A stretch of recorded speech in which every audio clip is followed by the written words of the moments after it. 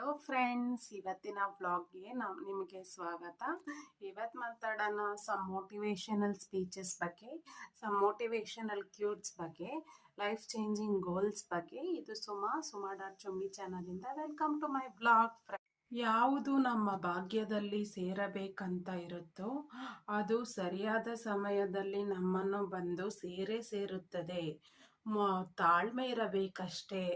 ಆಸೆ ಪಟ್ಟು ನಿರಾಸೆ ಆಗುವುದಕ್ಕಿಂತ ಆಸೆನೇ ಪಡದೆ ಮೌನವಾಗಿರುವುದು ಲೇಸು. ಜೀವನ ಹಣೆ ಬರಹದಂತೆ ನಡೆಯುತ್ತದೆ ಹೊರತು ಆಸೆ ಪಟ್ಟಂತೆ ಅಲ್ಲ. ಜೀವನ ಕಲಿಸಿದ ಪಾಠ ಇಷ್ಟೇ. ಕೆಲವರ ಗುಣ ಏನಂತ ಗೊತ್ತಾದಾಗ ನಮ್ಮಲ್ಲಿ ನಾವೇ ಬದಲಾವಣೆ ಮಾಡಿಕೊಂಡು ನಾವೇ ಖುಷಿಯಾಗಿರಬೇಕಷ್ಟೆ ವಿನಃ ಅವರನ್ನು ಬದಲಾಯಿಸಲು ಹೋಗಬಾರದು.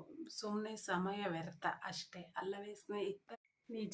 ನಿಜವಾಗಿ ಪ್ರೀತಿಸುವವರು ಯಾವತ್ತೂ ಮೋಸ ಮಾಡುವುದಿಲ್ಲ. ಪ್ರೀತಿಸಿ ಮೋಸವ ಮಾಡುವವರು ಯಾವತ್ತೂ ನಿಜವಾಗಿ ಪ್ರೀತಿಸುವುದಿಲ್ಲ.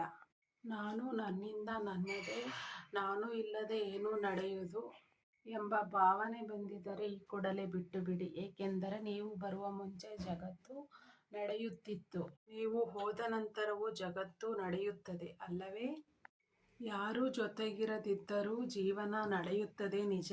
ಆದರೆ ವ್ಯತ್ಯಾಸ ಪ್ರೀತಿಸಿದವರು ಜೊತೆಗಿದ್ದಾಗ ಸಂತಸದಿಂದ, ದೂರವಿದ್ದಾಗ ಅನಿವಾರ್ಯತೆಯಾಗುತ್ತದೆ ಅಷ್ಟೇ. ಹೊಡೆದವನು ಜೀವನದಲ್ಲಿ ಎಂದಿಗೂ ಗಟ್ಟಿಯಾಗಿರುವುದಿಲ್ಲ.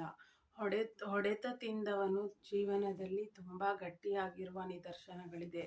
ಈ ಒಂದು ಮಾತನ್ನು ಹೇಳ್ತಾ ಇವತ್ತಿನ ವ್ಲಾಗ್ನ ಮುಗಿಸ್ತಾ ಇದ್ದೀನಿ. ಇಷ್ಟ ಆಗಿದ್ರೆ ಸಬ್ಸ್ಕ್ರೈಬ್, ಶೇರ್, ಕಮೆಂಟ್ ಮಾಡಿ. ಇದು ಸುಮಾ ಡಾಟ್ ಚುಮ್ಮಿ ಚಾನಲಿಂದ ಲಾಗೌಟ್ ಆಗ್ತಾ ಇದ್ದೀನಿ. ನಮಸ್ಕಾರ.